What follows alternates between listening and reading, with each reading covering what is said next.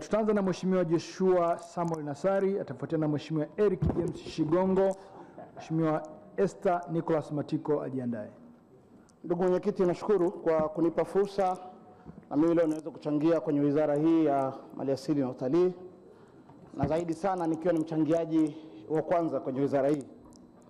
Ndugu mwenyekiti, awali ya yote nianze kwa kumshukuru Mungu kwamba mimi nasimama tena ndani ya bunge katika awamu nyingine hii nikiwakilisha jimbo lile la watu wa Meru, lakini nikipitia Chama cha Mapinduzi. Na nitumie nafasi hii kumshukuru sana mwenyekiti wa Chama cha Mapinduzi Taifa Dr. Samia Suluhu Hassan pamoja na kamati kuu na halmashauri kuu ya kamati kuu ya Chama cha Mapinduzi. Lakini zaidi sana nashukuru wananchi wa jimbo la Arumeru Mashariki ambao wameona ninafaa kurudi hapa kuendelea kuwapigania hata pamoja na misukosuko ambayo ilitokea hapo nyuma. Ndugu mwenyekiti, kwa kuanza kabisa, kwanza nianze kwa kutoa pongezi zangu kwa wizara. Yapo baadhi ya mageuzi ambayo tunasema mnyonge mnyongeni, haki yake mpeni. Yako baadhi ya mageuzi pamoja na changamoto nyingi ambazo tutazieleza hapa, lakini yako baadhi ya mageuzi ambayo yamefanyika huko nyuma, si ambao tunatoka kwenye ukanda wa kaskazini ambao ni ukanda wa sekta hii. Uwekezaji kwenye hifadhi zetu, kuweza kuwekeza hoteli na nini, ilikuwa ni changamoto kubwa sana. Na kwa kweli kwa miaka karibuni tumeona mageuzi ambayo yamefanyika ya kuruhusu sekta binafsi kuweza kufanya uwekezaji kwenye industry ya utalii. Ndugu mwenyekiti, amezungumza hapo mwenyekiti wa kamati ya kudumu ya bunge ambao mimi ni mjumbe wake ku declare interest. Mimi ni mjumbe wa kamati ya kudumu ya bunge ya ardhi, maliasili na utalii. Amezungumzia habari ya miundombinu ya barabara. Sisi ambao tunatoka kaskazini hususan mkoa wa Arusha ambao sehemu kubwa ya shughuli za vijana wetu ni utalii. Mheshimiwa mwenyekiti, kwenye hifadhi zetu tukubaliane wazi kabisa, na hizi mvua zilizoonyesha na juzi, kila mtu hapa ni shahidi, hahitaji kuhadisiwa. Tuliona kwa picha za kawaida na picha za video namna ambavyo magari yalikuwa yamekwama hususan kwenye signature destination tulionayo kwa maana ya Serengeti. Kwa hiyo lazima tuendelee kuweka msisitizo kwa wizara na hususan wenzetu wa shirika la hifadhi taifa ya TANAPA kuendelea kuhakikisha kwamba barabara za ndani ya hifadhi zinapitika. Leo tunapozungumza kwa mfano, kuna barabara inaitwa barabara ya kutoka Central Serengeti ukishuka kutoka Kirawira kwenda mpaka Gate la Ndabaka ambayo iko Western Serengeti. Na kwa mwezi huu wa 5 na mwezi wa 6 ndiko mahali ambako migration inakuwa, na mnajua kwamba miongoni mwa kitu kinachouzwa sana kwenye hifadhi ya taifa ya Serengeti ni uhamaji wa wanyama. Lakini tunapozungumza Mheshimiwa Cosmas Bulala yuko pale.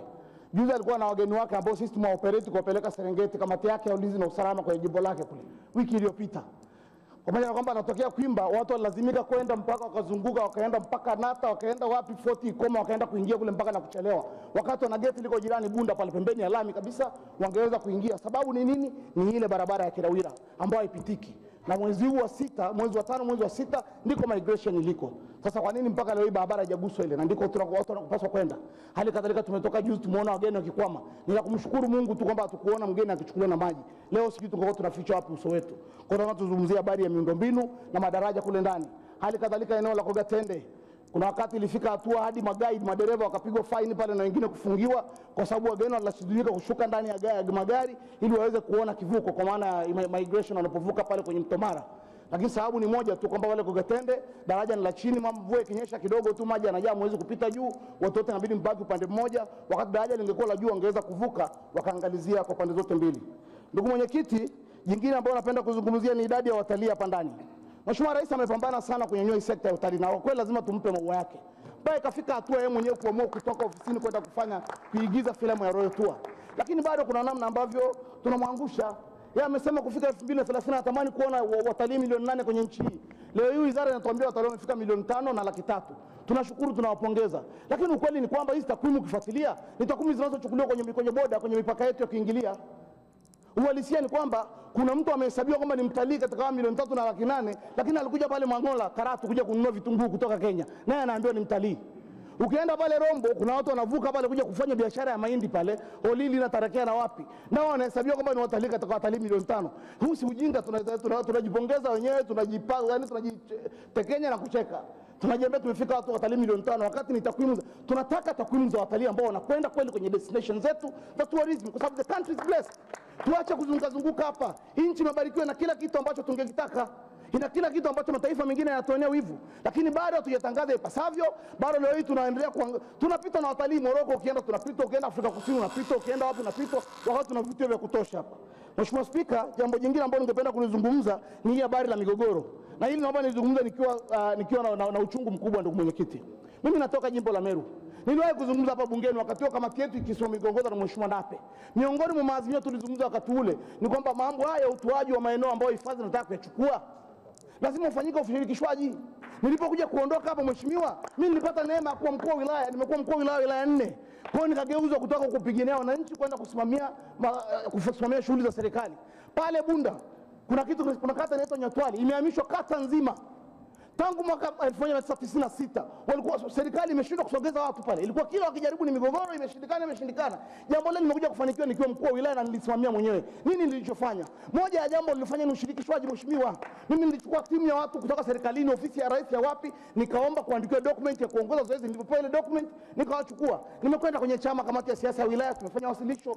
Tumekwenda kwenye halmashauri kuu ya kata, tumefanya wasilisho. Nimeenda nimeitisha mikutano kwa wananchi kwenye vijiji kule, tumefanya awareness ya kutosha. Walipokuja mawaziri 8 na wako hapa ndani, kina Mary Masanja, kina Mheshimiwa Silinde, kina nani wakati akiongozwa na waziri wa ardhi, alikuwa mbunge wa Ilemela Mwanza. Alipokuja baada ya kwenda kwenye mkutano kwa wananchi, aliambia mheshimiwa, na sasa tumekuja kufanya nini bwana, kazi imeisha hapa. Kwa sababu walifika wakakuta tayari wananchi washajiandikisha zaidi ya 100 kuomba wenyewe wafanyiwe uthamini, kwa sababu we engage them na tulihakikisha haki zao zinalindwa. Lakini kwa bahati mbaya nimeondoka Bunda, watu wamekubali kufanya zoezi. Leo naambiwa kuna mgogoro umeibuka pale Nyatwali, mpaka leo watu hawajalipwa hela zao kwenye eneo la Ito na Mjapani pale, hawajalipwa pesa. Unauliza kwa nini? Wakati mimi nikiwa DC nimekuta document kwenye ofisi pale ambayo imekwenda kwa wananchi kuwarudishia eneo la Mjapani baada ya Mjapani kuondoka, lakini mpaka leo hawajalipwa. Kwa nini? Why? Kwa nini tunataka wananchi wetu wenyewe? Mimi natoka Meru. Pale Meru gari na nyuki, mheshimiwa mwenyekiti, na ile anaongea kwa uchungu mkubwa. 1951, 9 years before independence. Miaka 9 kabla ya uhuru, watu wa Meru walikaa kwenye vikao wakachanga fedha kwenye chungu. Haikuibiwa shilingi. Naomba mwenyekiti tafadhali, jambo ni muhimu sana hili. Wakamtuma aliyekuwa mbunge wetu wa kwanza hapa Jafet Kirilo Ayo Ngura, Marekani, New York. Wakati wa koloni wakati huo kwa ajili ya ardhi ya Meru. Nchi yetu imepata uhuru. Miaka mingi imekwenda mbele mpaka leo tunarudi, tunakwenda tena kuhamisha wananchi wetu pale. Mheshimiwa mwenyekiti, ninazo document hapa, naomba mtu wako achukue kuletea mezani hapo. Naomba kuziregister. Leo kuna wananchi wanalipwa fidia, wanahamishwa kwenye eneo pale Ngarananyuki, kitongoji cha Nasula. Mtu analipwa shilingi 17,200, anaambiwa ahame kwenye eneo lake. Aende wapi? Mtu analipwa milioni 2 mwenyekiti, milioni 3, document ya here. Huyo mwenyekiti si umaskini kwenye nchi hii? Huyo mtu tunamwatanisha na familia yake, akitoka kaenda mjini akala hiyo milioni 3 ikaisha. Si familia imefarakana, hana nyumba, hajaambiwa aende kwenye eneo lipi, hajahamishwa, hajafanya, analipwa fidia, anaambia tunakulipa maendelezo, ardhi sio ya kwako. Wakati ardhi tulinyang'anywa na wakoloni wameondoka, tumekuja kuanzisha hifadhi baadaye. Mwenyekiti, naomba sana watu wa wizara, namalizia tafadhalini. Mimi nikiwa mbunge wa watu wa Meru, naomba niseme hapa wazi kabisa, tena mbunge wa Chama cha Mapinduzi. Moja ya nguzo wa CCM mwenyekiti, nasema nitasema ukweli daima, fitina kwangu mwiko. Naomba niwaambieni ukweli. Hakuna mwananchi wa pale Ngarananyuki as long as mimi ni mbunge wao atakayeondolewa kwa fidia ya hovyo namna hii. Hakuna. Hatukatai maendeleo ya uhifadhi, hatukatai. Lakini let's do it with dignity. Asante sana. Mwenyekiti, kwa kumalizia, TPP na AFCON, tafadhali sana wizara, maoni ya kamati yazingatiwe. Nashukuru sana mheshimiwa mwenyekiti, asante. Asante sana.